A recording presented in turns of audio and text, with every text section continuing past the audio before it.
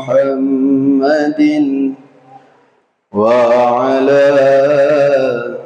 آل سيدنا محمد. اللهم صل وسلم وبارك عليه وعلى آله. اللهم صل صلاة كاملة وسلم سلاما تاما على سيدنا محمد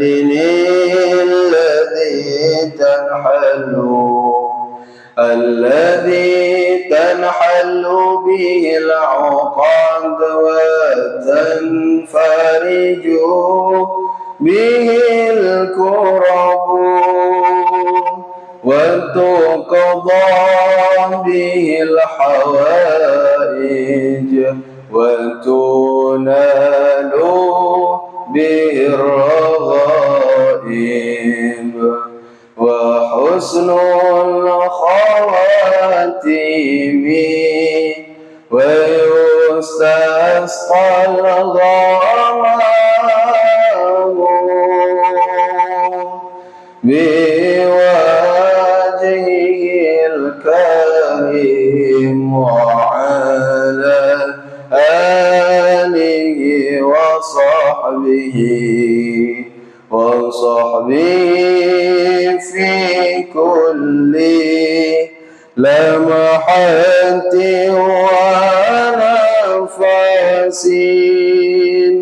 ونفس بعدد كل معلوم لك. اللهم صل صلاة كاملة وسلم سلاما تاما على سيدنا محمد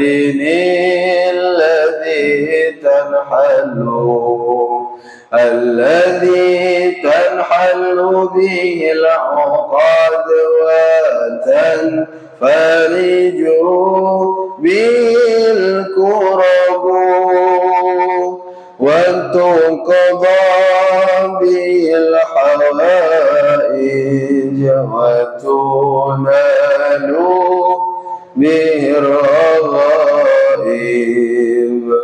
وحسن الخواتيم ويستسقى الغمام بوجهه الكريم وعلى آله وصحبه في كل لمحة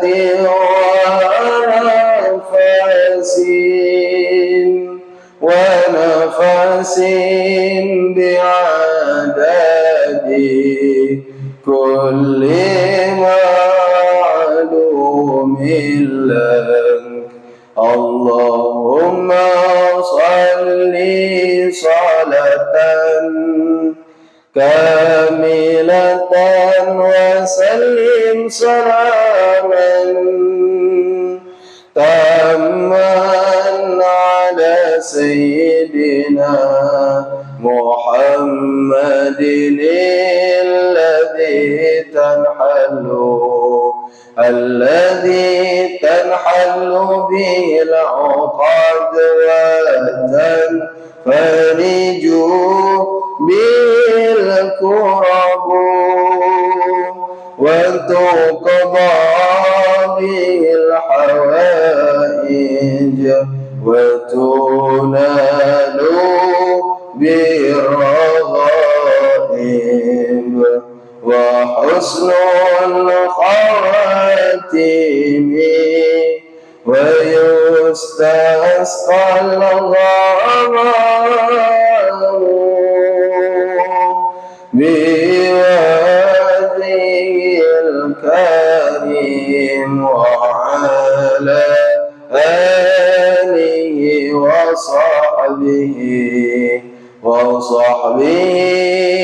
في كل لمحة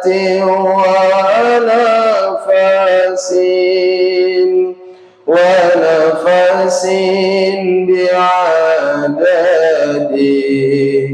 كل معلوم لك اللهم صل وسلم وبارك عليه وعلى آله. الفاتحة إلى روح مؤلف هذا الكتاب سيدنا الإمام شهاب الدين أحمد بن حجر العسقلاني، إلى روح سيدنا الإمام الشيخ محمد نووي بن عمر الجاوي البنتني وأصولهما وفروعهما أن الله يعلي درجاتهم في الجنة ويكثر مثوبتهم ويضاعف حسناتهم ويحفظنا بجاههم ويعيد علينا من بركاتهم وأسرارهم وأنوارهم وعلومهم ونفحاتهم في الدين والدنيا والآخرة.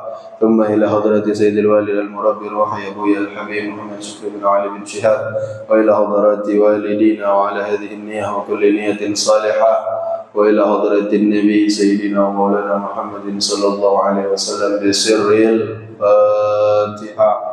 أعوذ بالله من الشيطان الرجيم. بسم الله الرحمن الرحيم.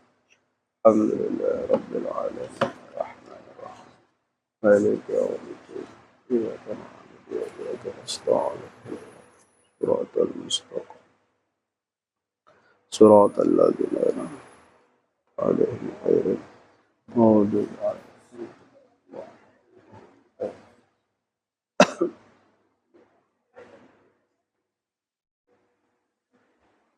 Assalamualaikum warahmatullahi wabarakatuh. Alhamdulillahi rabbil alamin. Alhamdulillahi nahmaduhu wa nasta'inuhu wa nastaghfiruh wa na'udzu billahi min shururi anfusina wa min sayyiati a'malina. May yahdihillahu fala mudilla lahu wa may yudlil fala hadiya lahu. أشهد أن لا إله إلا الله وحده لا شريك له وأشهد أن سيدنا محمدا عبده ورسوله لا نبي بعده. اللهم صل وسلم على سيدنا محمد مفتاح باب رحمة الله عدد ما في علم الله صلاة وسلام دائمين بدوام ملك الله وعلى آله وصحبه ومن والاه ولا حول ولا قوة إلا بالله. سبحانك لا علم لنا إلا ما علمتنا إنك أنت العليم الحكيم. رب اشرح لي صدري ويسر لي أمري واحلل عقدة من لساني يفقه قولي. أما بعد. Alhamdulillah, segala puji bagi Allah Subhanahu wa Ta'ala yang kembali mengumpulkan kita dalam pengajian rutin kita setiap hari Rabu siang di Masjid Walimah Tanjung Batu, di mana kita mengaji kitab Nasaihul Ibad yang dikarang oleh Al-Imam Al-Syekh Muhammad Nawawi bin Umar Al-Bantani. Mudah-mudahan Allah Subhanahu wa Ta'ala memberikan banyak kebaikan untuk kita, kebaikan dunia terlebih lagi kebaikan akhirat. Amin ya rabbal alamin. Hari ini kita akan masuk kepada makalah yang ketujuh, nasihat yang ketujuh.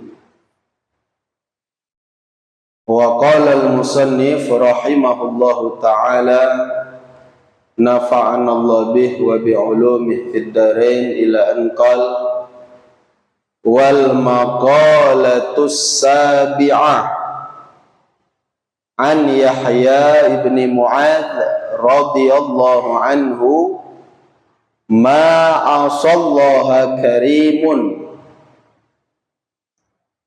ay hamidul fi'al wa huwa man yukrimu nafsahu bit taqwa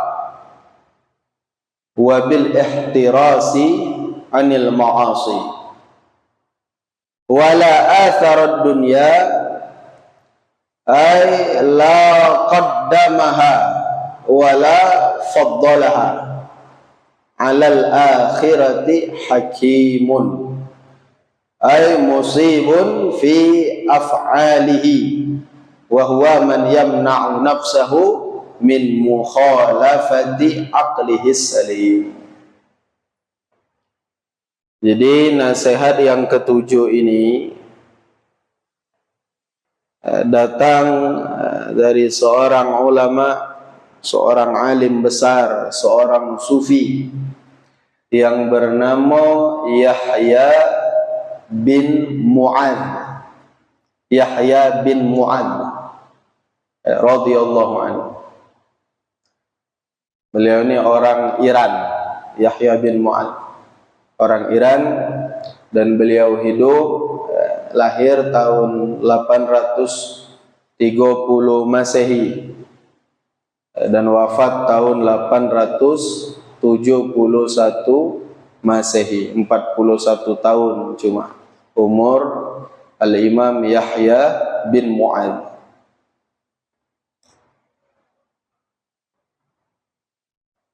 Jadi kata beliau, ma'asallaha karimun, tidak akan bermaksiat kepada Allah Subhanahu wa ta'ala karimun, orang yang mulia. Wala atharad dunya alal akhirah hakimun, dan tidak akan mendahulukan, mengutamakan kehidupan dunia dibandingkan kehidupan akhirat, yaitu hakimun, orang-orang bijak. Jadi beliau di sini berbicara tentang karim, orang-orang yang mulia, dan hakim, orang-orang yang bijak. Kalau orang-orang yang mulia, kata beliau, mereka tidak akan bermaksiat kepada Allah. Dan kalau orang yang bijak, maka mereka tidak akan mendahulukan kehidupan dunia dibandingkan dengan kehidupan akhirat. Ya. Sekarang kita baca penjelasan daripada Syekh Muhammad Nawawi terkait perkataan Al-Imam Yahya bin Mu'adz ini.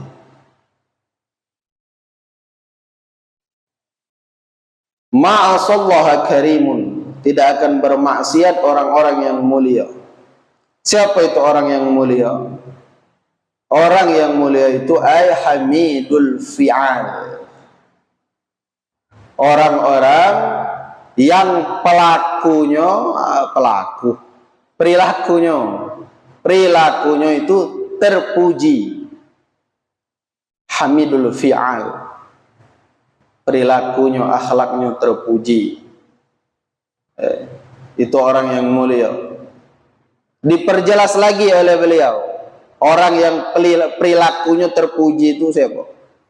Wa huwa man yukrimu nafsahu bit taqwa, orang-orang yang menjaga kemuliaan dirinya dengan cara takwa.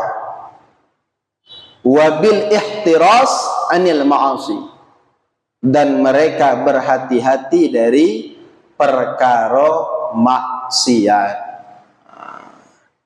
Ma'asallaha karim, tidak akan bermaksiat orang-orang yang mulia itu. Allah Subhanahu wa ta'ala berfirman di dalam Al-Quran surah Al-Mu'minun ayat ke-51. Jadi orang baik itu, yang namanya orang baik itu ibu-ibu, orang mulia, orang bertakwa, ya adalah mereka yang tidak akan bermaksiat kepada Allah Subhanahu wa taala. Mereka betul-betul menjaga dirinya lahir dan batin dari melakukan perkara-perkara yang dimurkai Allah Subhanahu wa taala. Dan mereka selalu menjaga diri mereka itu diawali pertama kali dengan menjaga makanan. Menjaga diri dari apa yang masuk ke perut. Itu pangkal sekali. Cara mereka menjaga maksiat itu apa? Pertama kali dengan nyago apa? Nyago makanan. Nah, inilah yang difirmankan oleh Allah dalam surah Al-Mu'minun ayat ke-51. A'udzu billahi minasyaitonir rajim. Ya ayyuhar rusul. Wahai sekalian para rasul, kata Allah. Nah, ini tidak berlaku cuma untuk para rasul, untuk kita juga. Galau-galau. Wahai sekalian rasul, kulu minat thayyibat, makanlah kamu itu dari yang baik-baik. Makanlah dari perkara yang baik-baik. Makanan yang baik-baik. Maksud baik-baik di sini, ya, di samping tidak membahayakan tubuh, sumbernya itu jelas. Makanan yang baik itu sumber itu jelas, halal. Yang masuk ke perut itu barang halal. Wa'alamu salihah, dan kerjakanlah oleh kalian amal soleh. Habib Zain bin Smith mengomentari ayat ini di dalam kitab Al-Manhajus Sawi, kata beliau, coba perhatikan di situ. Allah Ta'ala sebelum memerintahkan kita beramal soleh, nyuruh nyago makanan dulu. Kulu minat thayyibat, makanlah yang baik-baik, wa'lamu sholihah, dan setelah itu apa? Kerjakanlah amal soleh. Jago makanan, kemudian beramal. Ngapalah disuruh jago makanan dulu? Karena ibu-ibu rahimakumullah, ketaatan, amal soleh dari seseorang yang makanannya haram, minumannya haram, pakaiannya haram, tak berguna, tak bermanfaat. Makanya Al-Imam Ibn Ruslan di dalam kitab Zubatnya, beliau membuat satu syair. Kata beliau, wa ta'atun mimman haraman ya'kulu mithlul bina'i fawqa maujin yuj'alu. Wa ta'atun, amal ketaatan, mimman haraman ya'kulu, yang diperbuat oleh seseorang yang makanannya itu makanan haram. Mithlul bina, maka seolah-olah dia mendirikan bangunan fawqa maujin yuj'al, di atas ombak. Muat bangunan di atas ombak. Kira-kira rubuh.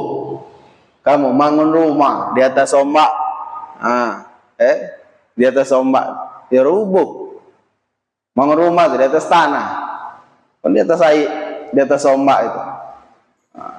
Dan itulah kata beliau perumpamaan orang yang beramal soleh, tapi dia makan sesuatu yang haram, dia minum sesuatu yang haram. Ya, maka tak naruh manfaat ketaatan yang dia lakukan itu. Kalau ibu-ibu masih ingat, aku dulu pernah bercerita tentang seorang alim besar, seorang imam, yaitu Al-Imam Ibrahim bin Adham. Terkenang cerita Ibrahim bin Adham, cerita orang melikur mo. Terkenang Pak Ocan lupa yang mana. Cerita kalau banyak cerita gitu. Jadi Al-Imam Ibrahim bin Adham kan ibu pergi haji. Setelah pergi haji itu beliau punya keinginan dari Mekah ini ke Madinah lah sudah, ke Mekah lah sudah, mengamalkan apa yang diperintahkan oleh baginda Nabi SAW. Sholat di Masjidil Haram sudah, sholat di Masjid Nabawi sudah. Beliau tinggal kepengen yang ketiga, sholat di Masjidil Aqsa. Pengen merasakan ibadah di Masjidil Aqsa. Masjidil Aqsa di mana? Di Palestina. Yang nilai ibadah di Masjidil Aqsa itu 500 kali lipat dibandingkan ibadah yang dilakukan di tempat lain. Kalau ibadah di Masjidil Haram 100.000 kali lipat. Mayang di walimah baru sekali. Di Masjidil Haram lah oleh 100.000. Di Masjid Nabawi 1000 kali lipat. Di Masjidil Aqsa 500 kali lipat. Jadi kepengen beliau ke Masjidil Aqsa. Maka setelah haji itu beliau memutuskan untuk langsung berangkat dari Mekah untuk menuju Palestina. Dan sebelum berangkat, beliau sempat mampir di pasar yang ada di kota Mekah. Beli apa? Beli bekal untuk dia di perjalanan. Nah, yang dibeli beliau saat itu kurma. Belilah kurma. Singkat cerita, beli kurma sampai di Masjidil Aqsa. Jauh perjalanan berbulan-bulan. Man bak kuari lemak. Siang di Tanjung Batu, malam lah di Mekah. Orang bilang tak usah kan zaman Ibrahim bin Adham. Zaman pergi haji berkapal. Lama di kapal itu. Bulan-bulan. Sampai aku dengar cerita siapa? Madani anak Kiai Bahri bercerita dia pergi haji berkapal. Tuh terakhir kali jamaah haji berangkat pakai kapal, habis itu pesawat. Teko kapalnya dia masih terkenang aja kapal Mai Abitu. Uji Madani. Lamonya di kapal ibu-ibu. Selama di kapal tuh diadakan lomba lari karung. Lomba apa? Serius, lomba lari karung. Ujiku ya cara Madani begelut pada nggak tahu aja lomba lari karung. Carinya, terbaca di buku. Ada nih lomba lari karung di atas kapal. Muang jenuh orang lama di kapal tuh kan lama bulan-bulan.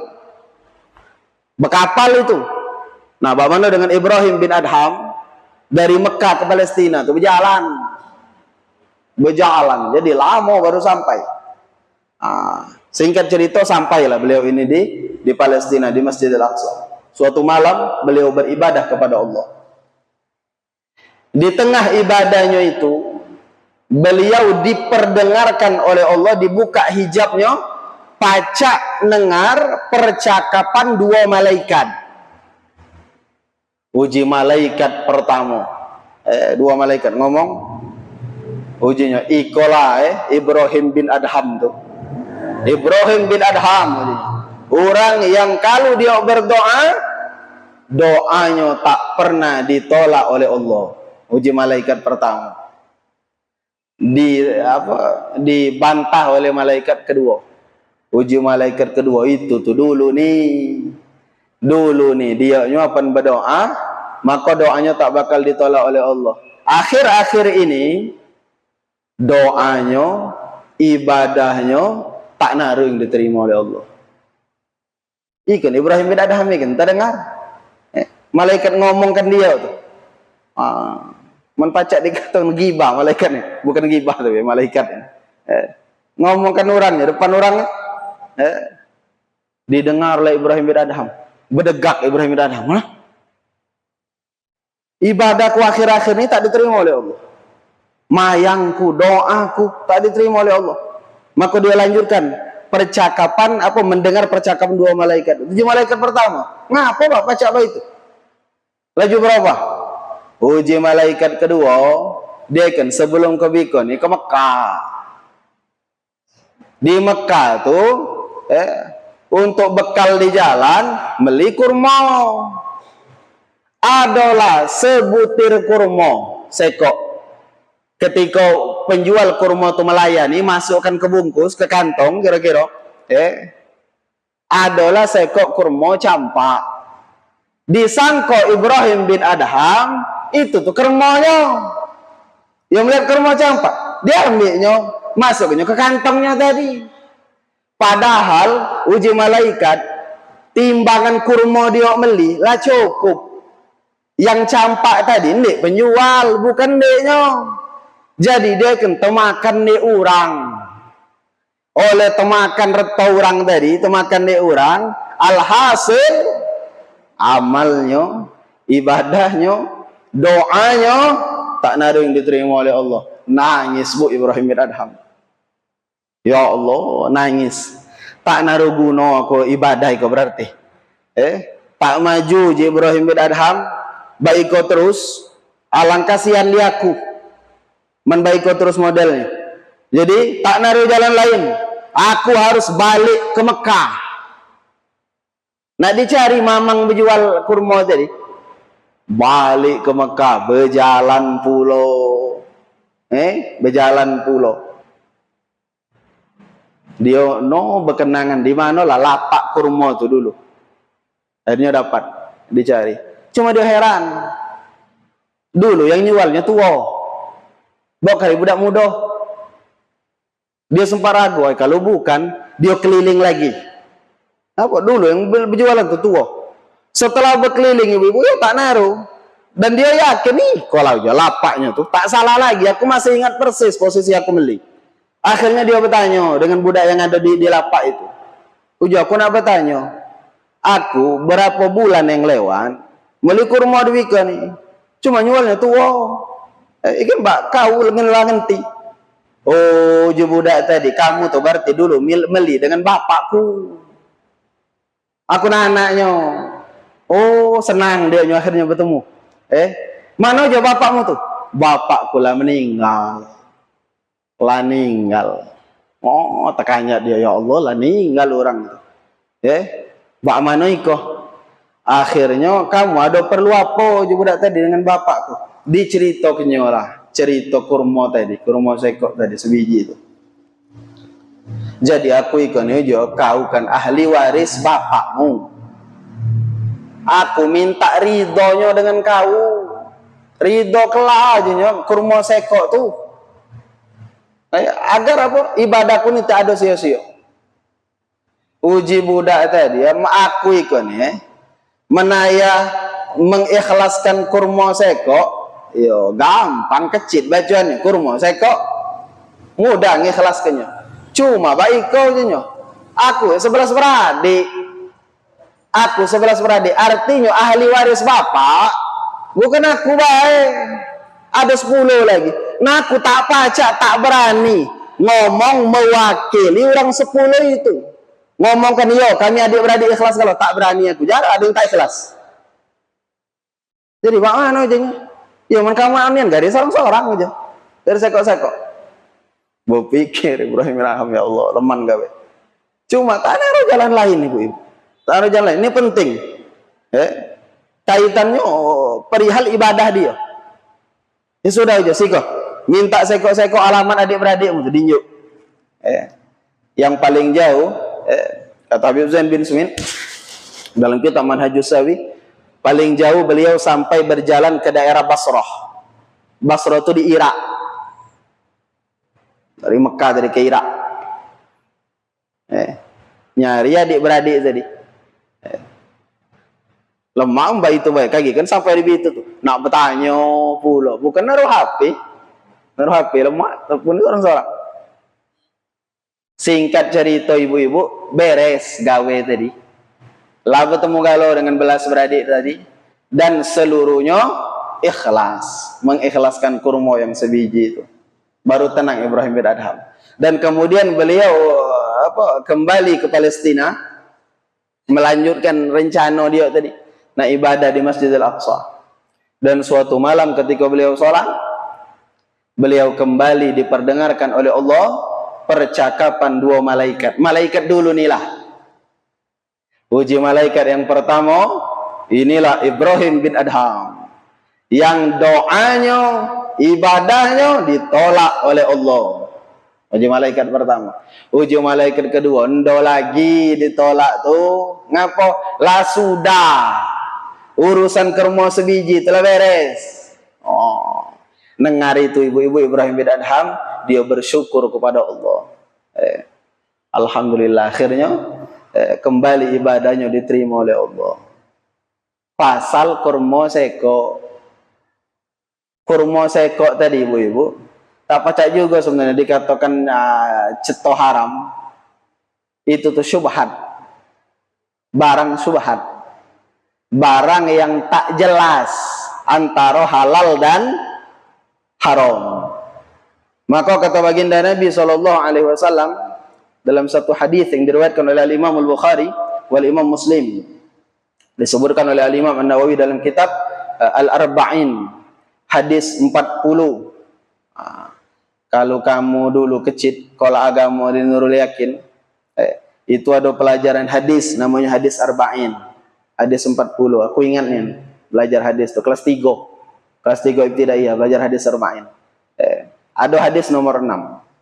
Hadis nomor 6 itu diriwayatkan dari sahabat Nabi yang bernama Nu'man ibn Bashir radhiyallahu anhu. Beliau mendengar baginda Rasulullah sallallahu alaihi wasallam bersabda. Kata baginda Nabi, "Innal halal bayyinun." Sesungguhnya yang halal tuh jelas. Itu halal, jelas. Wa innal haram bayyinun. Dan juga yang haram pun jelas. Yang haram jelas.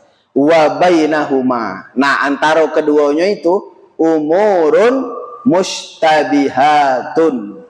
Ada perkara yang samar. Syubhat. Jadi ikon yang haram di kanan, haram jelas. Perkara haram itu apa-apa baik. Di kiri ikon ada perkara haram. Lah jelas pula yang itu haram, tahu kalau gitu. Nah, di antara dua ini tengah-tengahnya itu ada perkara yang samar, meragukan apa halal apa haram. Nah, kata Nabi, la ya'lamuhunna katsirun minan nas. Nah, kebanyakan manusia tak mengetahui perkara syubhat ini.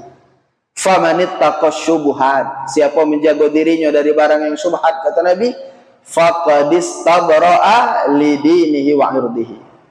Maka sama baik orang tadi telah menjaga keselamatan agamanya dan juga kehormatannya.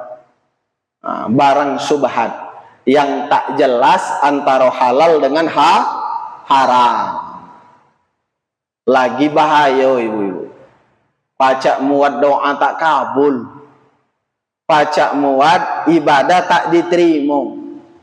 Itu syubhat. Tak jelas antara halal dan haram. Bak mano dengan yang ceto haram. Barang ikan tak usah lagi ditanya haram apa enggak, jelas haram. Barang yang haram tadi masuk ke perut. Masuk ke perut. Maka ya Allah, bak mano nasib ibadah lamu ikan. Maka dikatakan ada orang yang lalu berdoa, ya Allah, minta itu sehingga man berdoa itu. Padahal makanannya haram, minumannya haram, pakaiannya haram. Bak mano lokak nak dikabulkan. Maka kita introspeksi, muhasabah diri. Ya Allah, ngapa doa tak kabul lamu ikan Padahal Allah berjanji, ud'uni astajib lakum. Minta kamu kepada aku, berdoa, pasti kunjuk. Itu janji Allah. Dan Allah la tukhliful mi'ad. Allah tak bakal mengingkari janji. Cuma apa doa lama ikan cak tak terkabul. Jangan ibu-ibu ada barang haram masuk ke perut. Jangan. Bukan doa baik, teko ibadat. Maka bayangkanlah alangkah sedihnya kita ketika di akhirat kaji kita lah merasa di dunia ini sudah beramal, tapi ternyata tak naruh sekok pun dari amalan itu yang diterima oleh Allah Subhanahu wa taala. Karena ngapa? Ada barang haram masuk ke perut. Jadi kita jangan merasa terlalu pede bahwa aku banyak ibadah diterima Allah dengan tak ada ibu-ibu. Wallahu a'lam. Wallahu a'lam. Yang pasti ya mayang wajib kita, berdosa tak mayang. Cuma kira-kira ibadah kita mayang, puasa diterima oleh Allah pun tak? Wallahu a'lam. Itu sepenuhnya hak Allah. Makanya kita lalu diajari tiap sudah mayang berdoa, Allahumma Rabbana taqabbal minna salatana wa siyamana wa qiyamana wa ruku'ana wa sujudana. Ya Allah, terima punya mayang kami, puasa kami, rukuk kami, sujud kami. Ngapalah disuruh berdoa model itu? Karena tak naruh jaminan ibadah kita tadi diterima. Men ibadah tu ceto diterima, apa nak berdoa lagi? Ceto diterima. Dan itulah juga alasan kita, apa sudah mayang, apa sudah ngapo, taqabbalallahu minkum, dijawab kita jawab minna wa minkum taqabbal ya karim. Semoga Allah menerima amal kita ikut ni. Khawatir tak diterima oleh Allah Subhanahu wa taala. Cerita kurma sekok tadi, ya Allah, nak dipikirkan. Bakma nasib kita kan. Bakma. Lagi dah musim pemilihan. Wow. Tak tahu lah. Sehingga cair. Wow. Dan pemilihan DPR kemarin. Lombor, lasaro, belanja di simpang, labis galau. Wah, cukup cair. Cair galau, cak. Tekuan, tak salah. Beam tak ada ngaji. Oh, jadi beam jari hari kini nyosok. Ngapa? Duit abang galau. Cukup cair galau itu. Yang itu jelas ibu-ibu. Kata Nabi SAW, ar-rashi wal murtashi finnar. Yang nyogok, yang disogok di neraka.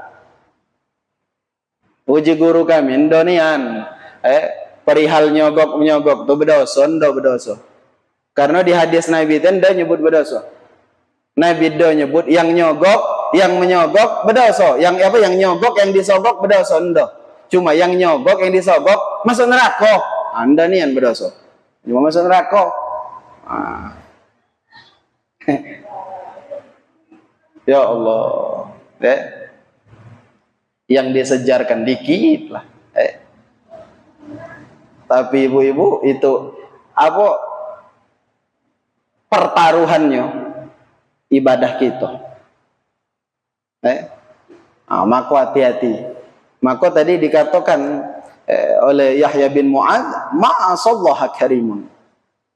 Tak akan bermaksiat kepada Allah orang-orang yang mulia. Mereka benar-benar ihtiras, menjaga diri mereka dari maksiat. Jangankan nak maksiat yang jelas itu tuh maksiat. Yang samar-samar tuh mereka takut. Orang bila nih, dia omongkan, ini ada telur ratus biji. Dari telur 100 biji ko ni, sekok haram, telur oleh maling. Yang haram sekok, yang halal berapa? 99. Orang dulu bu, mendinjau tahu baik itu, tahu dari 100 telur tadi ada sekok yang haram, mereka tinggalkan galau. Tak usah galau diambil. Ngapa? Kita peci yang sekok tu takut. Tapi orang Bakwari dinjuk tahu ikan telur ada 100 biji, 99 haram, telur oleh maling. Sekok ada yang halal. laju, ngapa ngadang sisip, minta-minta saya kok itu. Jauhnya perbedaan orang lama dengan orang dulu. Orang lama orang dulu sama baik. Orang lama orang bakari. Nah, lata salah-salah lah ngomong itu. Jadi hati-hati, penting ya, hati-hati. Maka kamu tuh lu, misal Pak, kan tahu galau kan, lah tekir kamu tuh pendapatan laki masing-masing tuh. Dapat biasa sebulan tuh berapa, sumbernya dari mana baik. Tiba-tiba suatu hari laki balik ke rumah mau duit banyak. Kaji dulu ragap ibu-ibu, patut curiga dulu. Bukan duit dari mana? Iya tahu berapa biasanya. Ini kan duit dari mana? Pernah dong kamu baik itu? Acan mati pergi berejo lah. Pokoknya, pokok nerimo. Hati-hati ibu-ibu. Maka seorang wanita soleha, dia bakal ngomong dengan lakinya. Setiap lakinya nak keluar rumah, nak begawe, dia bakal ngomong dengan lakinya. Ngan, kau tuh nak keluar, nak begawe, nak nyari duit, nyari nafkah. Duit itu kaki bakal masuk ke perutku binimu, bakal masuk ke perut anakmu, jadi darah daging, jadi berejo-rejo. Jadi laki ko ni narurim ikon do. Banyak ibu-ibu ada orang jantan lurus cak tak naruh komek oleh bini mau laju apa namanya, laju apa itu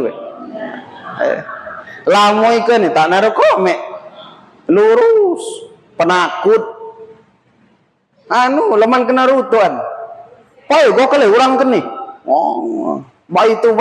itu akhirnya laki tadi nak menuhi hasrat bininya tadi tak tahu lagi ibu-ibu di kantor, di tempat pegawai, halal laju, haram laju. Asal bini ragap. Tuntutan tuh banyak. Nak ngiko, nak meliang itu. Cuma alhamdulillah, mandi Tanjung Batu iko tak naruh yang baik itu tuh. Wanita soleha kalau. Amin. Ini kenalah kelihatan aku. Rai-rai wanita soleha. Amanah tak naruh. Beres galau gitu. Aku nyeritakan orang tempat lain, diceritakan kan. Jadi jaga diri, ya. Dan menjaga diri dari maksiat tuh jika tadi ibu. Sebelum kita menjaga anggota zahir, anggota batin dari maksiat, yang pokok pangkal itu nyago makan. Para ulama dulu selalu memulai dari menjaga makan. Al-Imam Abu Hanifah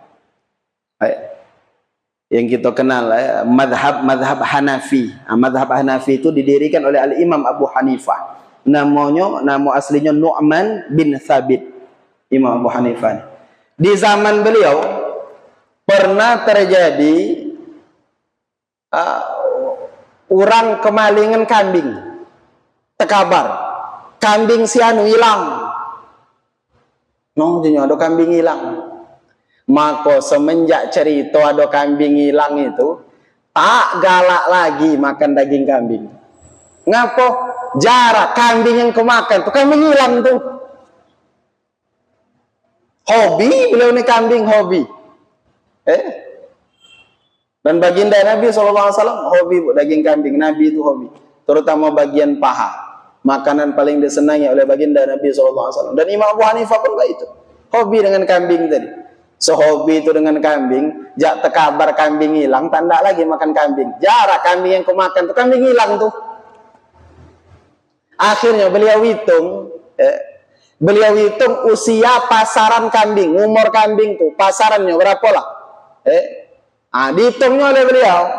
Nah, baik itu lah dapat kira-kira menurut adatnya, kebiasaannya kambing tuh usianya sekian-sekian. Maka dia hitung dengan waktu kambing hilang tadi. Nah, jadi menurut kebiasaan Niko, kambing yang hilang dulu telah mati. Iko nih lah mati. Nah, setelah dia meyakinkan dirinya, kambing itu barangkali lah mati, baru galak makan kambing pula. Oh, hati-hatinya. Hati-hati orang dulu itu. Ada cerita lagi Al-Imam Hasan Al-Basri. Imam Hasan Al-Basri radhiyallahu anhu, muridnya Sayyidina Ali. Imam Hasan Al-Basri, suatu hari ada orang nemui beliau nak belajar tentang sifat warok. Sifat warok itu tadi, Bu-ibu, yang kita sebutkan tadi. Cak Imam Abu Hanifah sampai tanda makan kambing, padahal beliau nak makan kambing sasa baik. Ada tak cetok kambing itu kambing mana? Jadi beliau nak makan kambing halal sebenarnya. Tapi kenapa tadi? Saking hati-hatinya orang dulu. Dia nak makan kambing itu sasa baik. Ada dia tuh terlihat depan mata. Itu tuh jelas kambing itu. Dimaling orang, dimelenya depan dia, dimasakkan, dinyokkan ke dia. Tak naruh. Nugo-nugo. Saking takutnya dengan Allah. Nah, itulah namanya sifat warok. Hati-hati. Nah, ada seseorang yang datang kepada Al-Imam Hasan Al-Basri nak belajar sifat warok ini. Dan Al-Imam Hasan Al-Basri adalah orang yang ahli dalam hal warok. Beliau orang yang memiliki sifat ini. Tapi karena tawaduknya, rendah hatinya Imam Hasan Al-Basri, kau salah orang lo ujinya ngari aku. Ngapo aku tak naruh sifat itu? Tak naruh aku sifat waro itu. Man kau galak, kunjukkan ada kancoku itu orang paling waro. Belajar waro dari dia. Siapa? Ditunjukkan Imam Hasan Al-Basri, seorang petani. Gawinya berkebun. Maka ditunjuk ke rumah digari. Pas digari dan di kebun. Disampaikan laku ikon ngari Imam Hasan Al-Basri. Nak belajar tentang sifat waro. Ujinya gari kamu ikut orang paling waro tuh. Uji petani tadi. Iyo, aku dulu tuh warok nih yang cuma bak karindo lagi. Oh, tekanjat budak. Endo lagi wama. Endo lagi janu ujinya. Jadi ikon aja titik pangkal dia tuh bukan lagi orang yang warok. Ngapa? Aku ikon nih naruh sapi. Sapiku ikon nih, kau lepaskan berjalan, masuklah tanah orang. Posisi ko nih kaki sapiku tuh basah. Dang hujan nih, hujan basah. Jadi sapiku iko nih, ya betanya kan di tanah orang tuh jadi ledok. Jadi tanah orang ledok tuh lekat-lekat di kaki sapiku iko nih. Sapiku tuh balik ke rumah. Jadi aku iko nih ngambil tanah orang. Uji petani itu ngambil tanah orang kue kan ngapa? Ya betul di kaki sapi itu karena ada tanah-tanah orang tadi lekat. La ilaha illallah. Bang mati kita nak baik itu. Ya orang dulu tuh ya Allah takutnya dengan dosa tuh. Bak kuari bau. Dua beradik, umaknya sama, bapaknya sama. Oleh waris tak ngomong sampai mati tak ngomong oleh reto oleh waris dan tadi ibu-ibu kadang apa magi waris bak pari kurang bakari ndak lagi magi waris itu nurut hukum Tuhan basingnya basingnya. Hati-hati. Harta waris itu garogu kata guru kami ibu-ibu. Harta waris itu harta paling berkah. Kenapa? Karena hasil keringat, hasil jerih payah umak, jerih payah bapak. Harta paling berkah. Kapan dia menjadi berkah?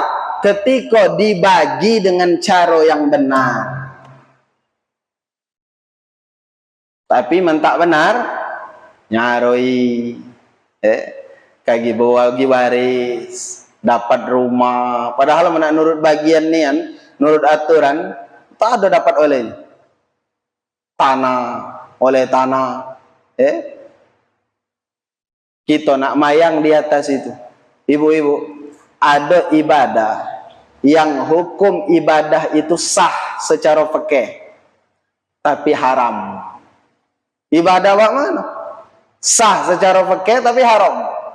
Tadi contohnya, ngehai tanah orang, ngehai rumah jatah orang, itu tuh kan maling sebenarnya, kasarnya namanya maling. Nah dia mayang di atas itu, di rumah tadi, rumah oleh maling tadi. Ya walaupun dia takkan tidak disebut itu rumah oleh maling, rumahnya aja, itu bagianku. Padahal mana dibalikkan ke hukum, bukan deknya itu tuh, maling jadi jatuhnya.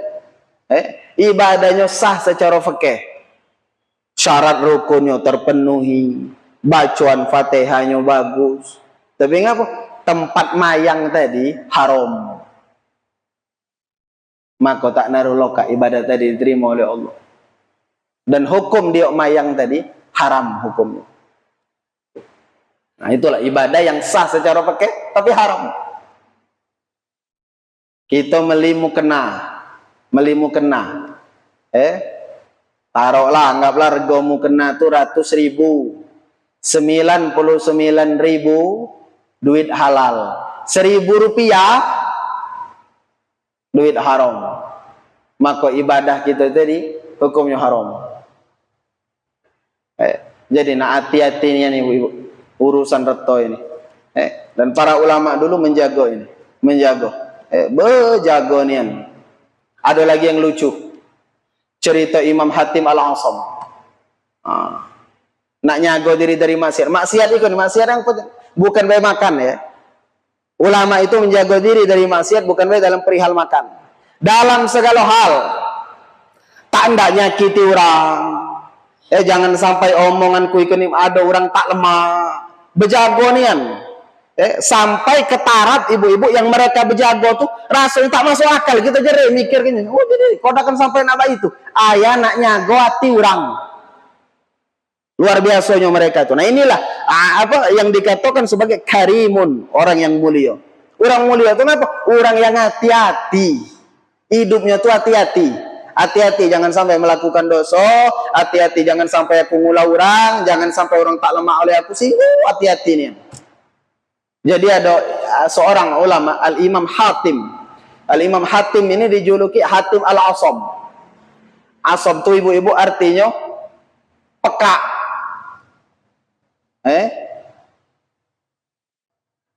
Ustaz Yudi, anak Ustaz Yudi yang terakhir itu tadi, beliau cerita dengan aku. Nak kenamui jo Hatim Al-Asam. Beliau kagum dengan sosok Hatim Al-Asam. Bertanya lah orang rumah, yang apa arti Hatim Al-Asam tuh? Kau mau kenal Al-Asam tuh peka? Oh jangan coba peka itu. Jadi orang nama Hatim Al-Asam. Jadi bagaimana lah beliau dijuluki Hatim Al-Asam, Hatim yang peka. Ceritanya tuh baik kok. Suatu hari ada ibu-ibu betino ngari ke beliau minta hukum. Bertanya, tak maaf ibu-ibu dan ngomong tuh tak ketahanan lagi barangkali, buang angin terkentut betino ini. Ya bayangkan kamu terkentut depan kiai dan ngari kiai nak di kemana kan rai, malu luar biasa. Rasa hilang rai dia nak bak mana ikut lah salah tingkah dia. Hatim Al-Asam ibu-ibu ini orang alim, orang bijak. Dia merasakan tak lemaknya perasaan perempuan ini. Maka kemudian ketika betina itu ngomong, beliau mekik kuat-kuat. Aku tak kedengaran, peka aku ini. Peka betina tadi. Ngomong pula, kuat-kuat, tak kedengaran, peka. Oh, betina teh peka. Berarti tak terdengar aku terkentut tadi. Aman. Jai itu lego. Betino tadi lego. Ibu-ibu. Ngapa? Alhamdulillah peka kapuk kiai ko ni. Dan beliau ibu-ibu demi menjaga perasaan betino tadi sampai peka-pekaan tadi 15 tahun. 15 tahun peka-pekaan. Jadi dia pernah ada betino tadi peka. Ngapa? Nanya gue kalau dia terkenal yang itu tuh tak lemak. Ya Allah, jiku. Retinya jauh tangi banyak nyakiti orang dengan omongan. Nak muat orang tak lemak dengan omongan dia. Jauh tangi. Ayah yang baik itu nah bukan salah dia. Ya bukan, betina tadi itu salah dia. Dia laju saronya. Ya Allah. Karimun, orang-orang mulia. La'asa, ma'asallah karimun. Kata Yahya bin Mu'adz, takkan bermaksiat kepada Allah orang-orang yang mulia. Ada lagi ibu-ibu cerita, banyak aku sebenarnya riwayat ini. Cerita seorang perempuan datang menemui Imam Ahmad bin Hambal. Imam Ahmad bin Hambal, Imam Hambali, pendiri mazhab Hambali. Jadi beliau ini saya mau minta hukum bertanya dengan Imam Ahmad bin Hambal. Aku ikan gawe aku tu nyait ujinya. Aku ikan nyait. Gawenya hari-hari. Nah, galak lewat di depan rumah kami nih rombongan tentara dari Baghdad. Rombongan ABRI barangkali Mbak Kari. Lewat kayak gitu dari rumah tuh malam mau jawaban lewat tuh. Nah mereka kenapa lewat tuh kelap-kelip lampu-lampu mawobor. Jadi apa mereka tuh lewat depan rumahku terang. Jadi bak mana ujinya? Aku ikan nih gatiapan mereka lewat tuh ladas terang tadi. Ngapa? Aku dapat manfaat. Tompak jelas benar aku nak nyait tadi. Jadi jelas, jadi terang. Jadi memudahkan gawe dia nyait tadi. Ngapa? Lampu terang lewat rombongan itu rame aja. Jadi aku lemak. Cuma ujungnya aku udah tuh berpikir, ya Allah itu nih lampu orang. Uji betina tadi. Aku ikut nih ngambil manfaat dari lampu orang. Berarti tak ada permisi di orang tadi. Itu ndak berdosa. Ya Allah, uji kita tak usah gini, baik ditanya kan. Uji kita ikut nih. Tapi mereka ikut, ya Allah bu, takut tadi. Takut jangan sampai tuh ambil hak orang. Itu kan ya lampu orang. Aku ngambil manfaat. Nengar budak itu bertanya, Imam Ahmad bin Hambal nangis. Ya Allah, nangis. Ngapa? Iya, kagum ibu-ibu dengan alangkah takutnya betina dengan Allah Subhanahu wa taala. Sampai nangis beliau dan beliau, ya Allah, bak mana aku? Menuju diri. Tak apa-apa mbak itu. Jertinya tuh ibu-ibu jauh nian. Maka kita nih perlu maco cerita orang-orang lama tuh, maco royat-royat orang lama tuh agar ngapa? Agar pacak nimbang diri. Agar pacak ngukur diri. Retinya aku ikut jauh tangi. Dan yakinlah orang-orang lama dulu lebih baik dari orang-orang yang bakwari. Jangan kita nak ngambil teladan dari orang-orang lama. Manusia ikan ibu-ibu kian para kiamat, kian tak beres, kian tak lewat. Makin kebiko bukan tambah tak benar, tambah tak ingat. Maka nak ngambil keteladanan, ambillah keteladanan dari orang-orang terdahulu. Nah itulah kita nimbang diri kita. Ya Allah, alangkah jauhnya. Akhirnya ditanya Imam Ahmad bin Hambal, kau siapa Imam Ahmad bin Hambal? Bak kau akan bertanya baik di betina tadi. Aku ikut ini dua beradik dengan Bishr Al-Hafi. Mendengar itu tambah nangis Imam Ahmad bin Hambal. Ngapa? Beliau kenal betul Bishr Al-Hafi, sosok yang takut kepada Allah. Nah, kapan-kapan kita ceritakan siapa Bishr Al-Hafi. Dua beradik dengan budak betina tadi. Cerita terakhir. Yalah sudah kong menceritakan yang lain pula kita. Cerita terakhir ini disebutkan dalam kitab Manhajus Sawi. Habib Ahmad bin Hasan Al-Attas radhiyallahu anhu beliau bercerita. Kata beliau di Hadramaut itu negeri ibu-ibu di di Yaman. Di Yaman itu ada negeri Hadramaut. Nah, dari situlah banyak yang orang-orang kita kenal di Indonesia ini dengan sebutan Habib. Mereka anak cucu Nabi SAW, gede munyangnya dari Hadramaut. Nah, guru-guru kami itu keturunan orang Hadramaut. Nah, dan mereka juga belajar di Hadramaut. Jadi kata Imam Ahmad bin Hasan Al-Attas, di Hadramaut itu biasanya seseorang menjabat qadi. Qadi itu ibu-ibu hakim. Jadi hakim yang sidang itu, mutuskan perkara. Biasanya jabatan seorang qadi, seorang hakim di Hadramaut itu 18 tahun.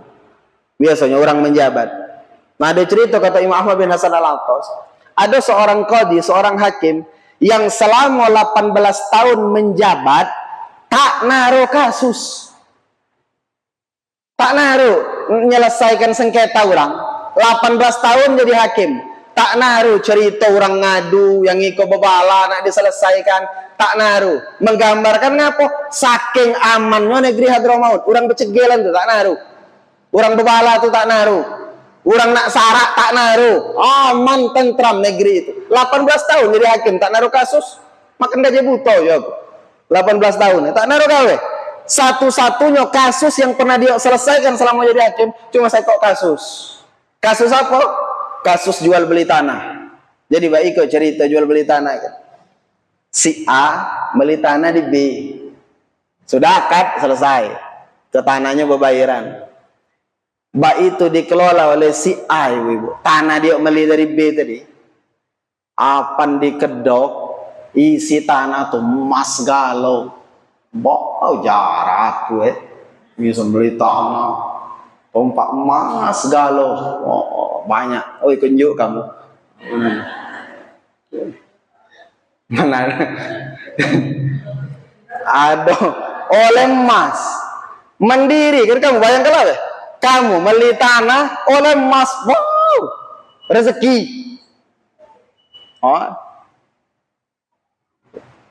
Iko nih orang tadi, baik itu oleh emas tuh takut ngojo emas. Digarinya orang berjual tadi. Kau tuh baik kau nyokun kan beli tanahmu kemari ya, dalamnya tuh emas. Iki nak kebalik kan udah emas tuh ngapa? Aku beli tanah apa dan beli emasnya. Uji orang beli tadi. Uji orang berjual, mau diri kan uji orang berjual tadi. Oh, kurang kacang.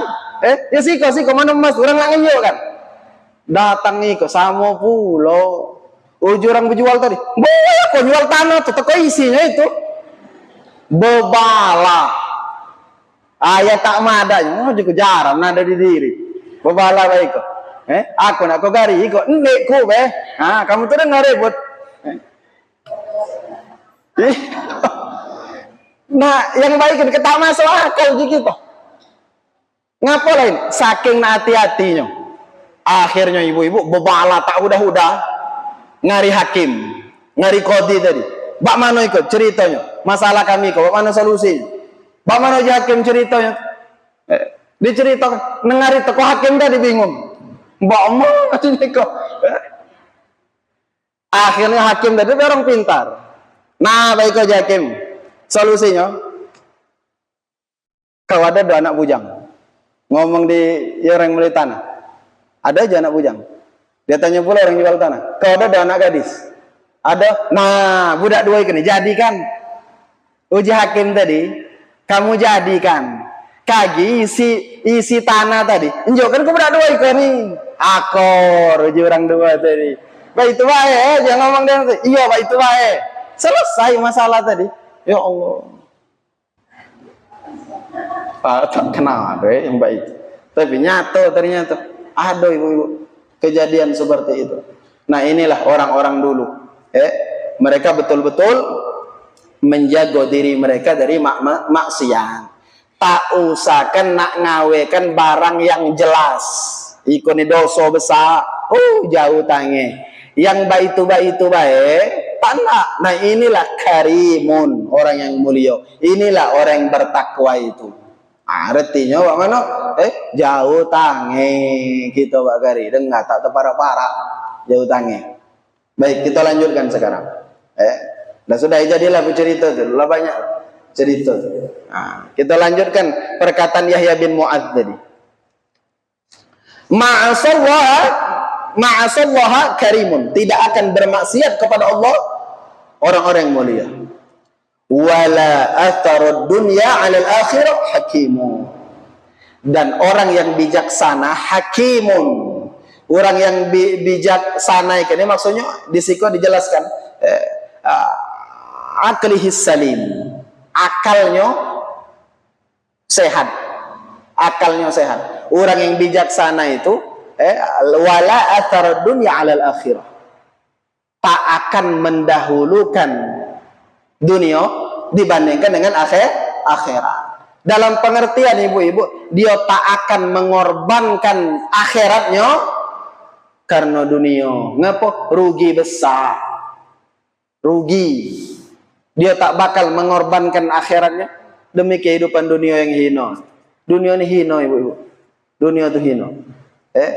Dan kita telah sering mendengar banyak ayat dalam Al-Quran, di antaranya walal akhiratu khairul laka minal ula. Kehidupan di akhirat itu lebih baik, jauh, tak terparak-parak dengan kehidupan dunia. Maka kita nak senang hidup di dunia, harus senang hidup di dunia ini. Di akhirat tambah lagi harus senang. Sesuai dengan doa kita, Rabbana atina fid dunya hasanah wa fil akhirati hasanah. Tapi ingat ibu-ibu rahimakumullah, ini nasihat untuk diri kami pribadi terutama, jangan sekali-kali mendahulukan dunia kita dibandingkan dengan akhirat kita. Laju tegadai urusan akhirat gara-gara dunia yang tak lama. Berapa lama hidup nunggu dunia kan beh? Tegal. Kamu kali pikirkan beh? Waktu ikan berjalan. Aku dulu rasanya masih berlari-lari kalau SD, toto, lah SMP, SMA, toto lah bebini. Aku entah apa bakari juga pun lah bebini ngejok ini. Galak melihat dia melihat budak kecil, bermain. Ada rumah kami di Ancol tuh, para SD. Melihat budak SD kalau bermain, oh jauh aku dulu baik kau lah dibiko, ikutlah bebini gitu. Ayat cepatnya waktu ini, Bu. Nah kamu tuh, itulah aku yakin. Dulu masih lah kecil dulu, galak mainan yang apa, main-main orang betina, mencangkuk misalnya. Daman tuh, ikut nih, lah bebini, lah narwana, lah becucung, waktu ikan ibu-ibu, oh cepat. Maka kita harus waspada. Dunia ini cepat. Tak berasa toto mati. Maka jangan sampai kehidupan dunia yang tak lama ini, urusan dunia yang fana ini, dunia yang bakal kita tinggalkan. Dunia itu ibu-ibu, kalau bukan kita yang meninggalkan dia yang meninggalkan kita. Dunia itu wah pala mati, selesai cerita, tinggal galau lah mati. Kata Nabi SAW, ikan agar kita berpikir uji Nabi, bayangkanlah oleh kita bagaimana harga dunia di sisi Allah. Ada satu hadis yang diriwayatkan oleh Sayyidina Sahal bin Sa'ad As-Sa'idi radhiyallahu anhu qala Rasulullah sallallahu alaihi wasallam, baginda Rasulullah sallallahu alaihi wasallam bersabda, "Lau kanatid dunya ta'dilu 'indallah janaha ba'udah ma saqa kafiran minha syarbata ma'in." Rawahu Tirmidzi. Jadi kata Allah, "Lau kanatid dunya", seandainya dunia ikan ibu-ibu, dunia dengan segala gemerlap isinya ikan, ta'dilu indallah, harga dunia ini di sisi Allah timbangannya, seandainya harga dunia ini uji Nabi ta'dilu indallah, sama setara dengan apa? Janaha ba'udo, sebelah sayap lalat. Seandainya rego dunia ini di sisi Allah sebelah sayap lalat.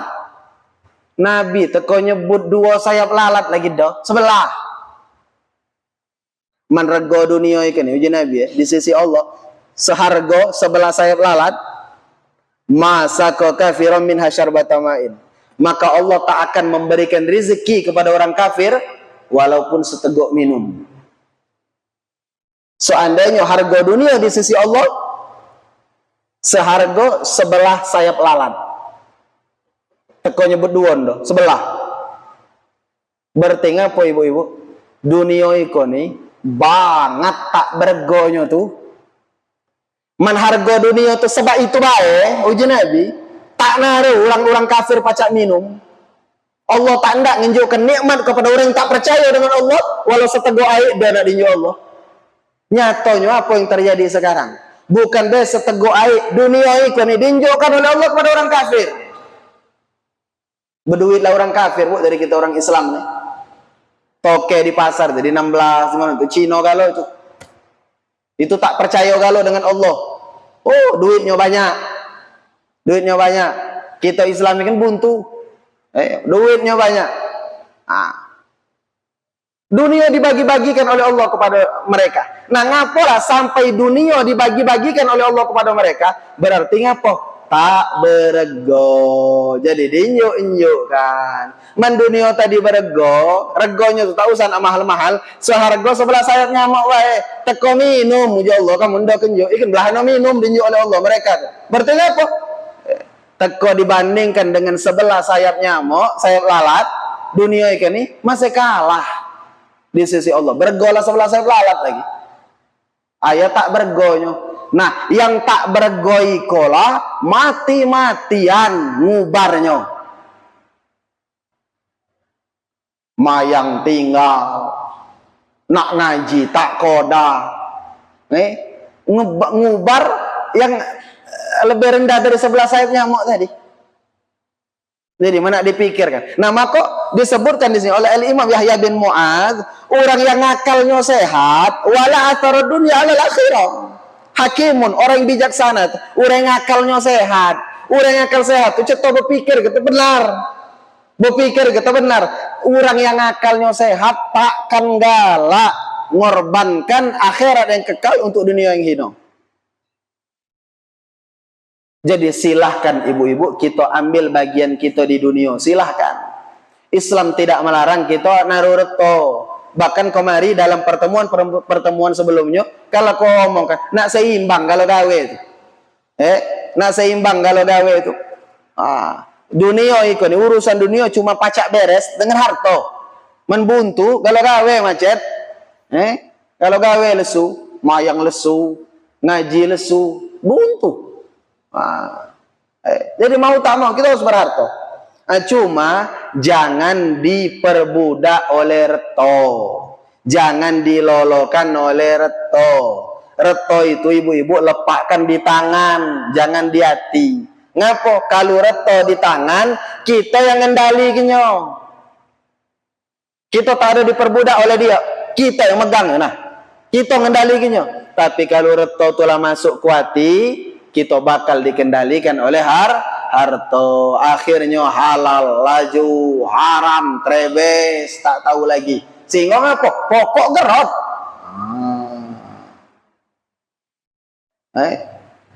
Mak gerot. Oh, sehingga pikiran ini kok siang malam tak naruh pikiran lain. Bak mana caranya nak bertoy ke nih? Tak tahu benar. Lah dikeker malaikat maut. Malaikat maut kali baik kesentak. Mati. Makanya kata Nabi SAW. Jadi ada cerita dari Sayyidina Abdullah bin Amr bin As radhiyallahu anhu maqal. Kata beliau, marra alaina Rasulullah SAW. Baginda Rasul suatu hari lewat di hadapan kami. Melintas Nabi Muhammad SAW. Wa nahnu nu'alij khussan lana.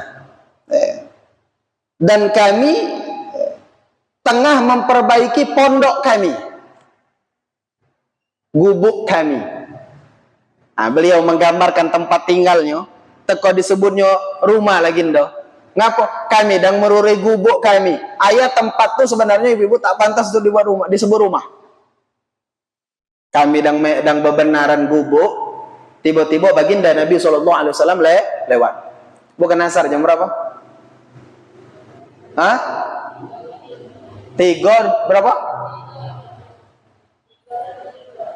3:23. Lama lagi ya? Masih ada waktu ya? Jadi teko disebut rumah itu tak pantas. Kata Abdullah bin Amr bin As, gubuk kami. Nabi lewat, kami lagi berdandan. Akhirnya Nabi bertanya, "Mahadha?" Maksud Nabi itu, "Dang ngapo ai?" Ngapo kamu gawe kan tuh? Fakulna, maka kami menjawab, "Qad waha fanahnu nuslihu." Gubuk kalau nak rubuh, jadi dibenari uji kami itu. Maka kemudian baginda Nabi SAW menjawab, "Ma aral amra illa a'jala min dzalik." Terkadang ya uji Nabi, datangnya ajal tuh lebih cepat dari rubuhnya gubuk ikan. Nanti dong saya disampaikan lagi. Terkadang uji Nabi, mereka tuh kan menari gubuk nak rubuh tadi. Bisa jadi uji Nabi, kamu khawatir gubuk ikan rubuh jadi berdandan, bisa jadi ajal datang ke kamu tuh lebih cepat, gubuk ikan lah rubuh, kepala mati. Maksud Nabi itu ngapa? Berejo-rejo, nunggu dunia. Dan Nabi tadi tak ada, sahabatnya bukan ke dunia, bukan, ini gubuk. Itu tuh Nabi nginjuk pelajaran. Ya terkadang kita di dunia ini ibu-ibu banyak cita-cita, banyak keinginan kita. Yang iko lagi bangun rumah, yang iko nak beli kebun, yang iko lagi berkebun nunggu panen, macam-macam keadaan kita. Kita tuh kan bayangannya tuh lah jauh. Oh kage rumah ikan jadi, kage berkebun tuh kage nanas kan tumbuh, kage panen. Kan cita-cita ya normal manusiawi. Tapi kata Nabi, terkadang kage elum lah yang dicita-citakan tuh terjadi, kapulan lah mati. Ada orang ibu-ibu bangun rumah, bertahun-tahun dia nunggu rumah tuh jadi. Diharap-harap kenyonian. Kapuk endola terasa di rumah tadi, belum rumah tuh pacak ditunggu, dia lah meninggal. Alhasil anak bininya nunggu rumah tuh setelah dia meninggal, dia tak taso. Ada yang dalam kebun nanas, nunggu nanas. Lah terbayang-bayang kage makan nanas di kebun aja gitu. Kapuknya belum lah termakan nanas, belum lah panen, dia lah mati. Maka jangan salah ya, Islam tidak melarang kita punya cita-cita, tapi tetap nak sadar, ya Allah, wallahu a'lam, terasa gondo di rumah iku nih, ajal tak tahu, ajal ikan tak tahu. Kali kita berita kemari, yang lagi viral itu di mana? Di Lampung, Bu. Kamu tonton tuh, ada budak pengantin, sudah akad nikah hari itulah meninggal. Ya Allah, belumlah acara tuh sudah. Orang yang melayat hari itu masih baju panggilan berbatik-batik, riasan tuh masih, pelaminan masih, tak terbayang-bayang. Coba siapa terbayang di hari pernikahan dia meninggal. Tapi itulah ajal misteri, rahasia Allah, tak naruh yang tahu. Dan kalau ajal itu sudah ditentukan oleh Allah, maju dikit tak baca, mundur dikit tak baca, itulah penuju Allah jam sekian. Inilah ajal. Maka harus kita mawas diri. Hidup Allah rugi aku rugi. Mana terkorban gawe oleh gawe dunia, laju ibadah tak kodak, laju buyan. Ngapa? Dunia ketak lama, di akhirat kekal. Jadi aku nak dilolokan oleh dunia. Kalau pikiran itu ibu-ibu sudah ada di kita, aku benar nak dilolokan oleh dunia, buyan. Maka kita saat itu telah menjadi hakimun, orang-orang yang bijaksana. Karena ciri orang yang bijaksana itu tadi, mereka takkan wala atharud dunya alal akhirah. Mereka tak akan mendahulukan kehidupan dunia dibandingkan kehidupan akhirat. Jadi silahkan begawe mencari agar hidup kita di dunia ini lemak. Nah ibadah juga lemak, tapi ingat ikunin dolamo, aku bakal mati. Nah dengan ada ingatan itu ibu-ibu, akhirnya kita bakal hati-hati. Dan percayalah ibu-ibu, ketika kesadaran itu ada pada diri kita, dunia teh berasa, nikmatnya berasa, berkahnya berasa. Barangkali kita tak ada dinjuk oleh Allah kekayaan yang melimpah, tapi tadi sadar dunia iko tak lama. Nah, iko apa yang ada nikmati, syukuri, berasa nikmat hidup berasa. Lebih lodak lagi ada orang dunia tak dapat, akhirat tak dapat. Nah, tambah lodak yang iko. Dunia tak hidup tadi lama rak dako lah. Utak kau nak makan lagi zaro. Nak ibadah kau jauh tangeh. Nah, itu tambah lodak. Tambah lodak. Di dunia kau buntu, di kuburan digebuk malaikat. Ya Allah, naudzubillah. Naudzubillah. Maka kita minta kepada Allah, ya Allah, tak lemak-lemakkannya hidup di dunia ini. Badan nak sehat, rezeki nak lancar, tapi kaki di kubur nak lebih lemak lah lagi. InsyaAllah mudah-mudahan Allah berikan anugerah kebahagiaan dunia dan akhirat untuk kita galau. Dan kita juga berdoa untuk saudara-saudara kita, orang-orang yang kita cintai, yang mereka telah mendahului kita. Mudah-mudahan Allah ampuni dosa mereka. Allah terima segala amal baik mereka, dan Allah gembirakan mereka di alam kuburnya. Allah jadikan alam kubur mereka sebagai taman daripada taman-taman surga, dan kayak mudah-mudahan di akhirat kita dikumpulkan oleh Allah lagi dengan mereka, berkumpul di dunia, berkumpul di surga bersama Nabi Muhammad sallallahu alaihi wasallam. Amin ya rabbal alamin. Wallahu a'lam bissawab. A'udzu billahi minasyaitonir rajim.